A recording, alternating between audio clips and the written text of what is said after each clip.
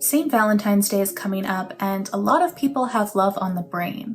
For some people, this is a time that is romantic and exciting, but for others, it can be a painful reminder of heartbreak. The following people are a few Catholics on the path to sainthood who experienced heartbreak themselves. A few venerable Catholics have suffered from unrequited love. According to some, Venerable Antoni Gaudi was one of them.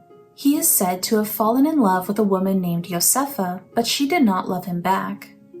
According to the Gaudi Foundation, he visited her house one day and she showed him her engagement ring, revealing that she would marry another.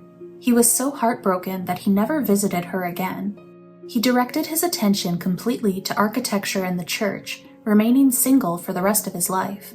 He is most famous for designing the Sagrada Familia, the largest unfinished Catholic church in the world.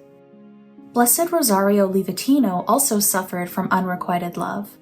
The pious magistrate had a heart that was easily broken, and he was said to have been interested in multiple women who did not return his feelings. Rosario was deeply committed to justice and the Catholic faith. As he progressed in his fight against the mafia, he realized that he didn't want to leave behind a widow or orphaned children if the mafia decided to retaliate against him. The mafia did retaliate, and Rosario was assassinated in 1990. He is remembered as a brave man committed to justice. Maria Guggiari Echeverria had her heart broken in a different way. The young teacher fell in love with a medical student named Angel, and they enjoyed a short, chaste courtship. As their relationship progressed, Angel realized that he was being called to the priesthood.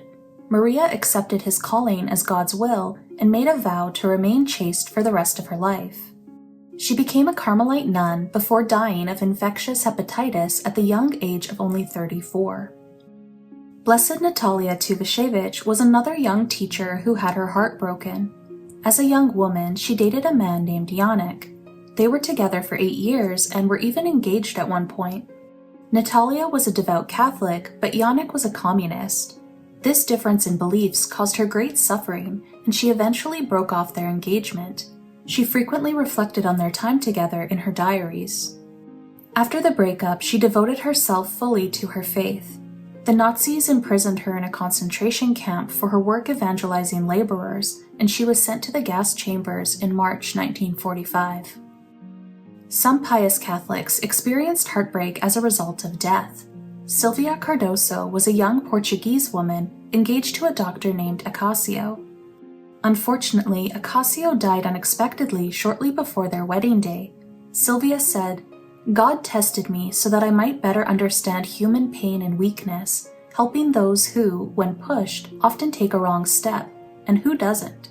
Acasio left Silvia all of his money, and she remained single for the rest of her life. She used this money to fund a hospital, a daycare, and other charitable pursuits. Felix Leseur was an atheist doctor who was deeply in love with his wife Elizabeth, though her Catholic faith annoyed him. He tried to get her to abandon Catholicism, but her faith only grew stronger.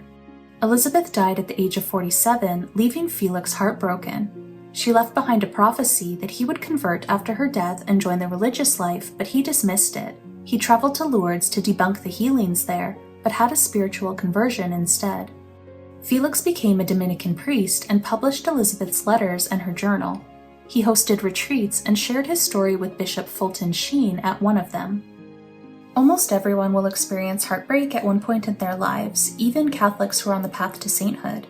If we can remember their stories and ask for their help, we can remain faithful and grow closer to God.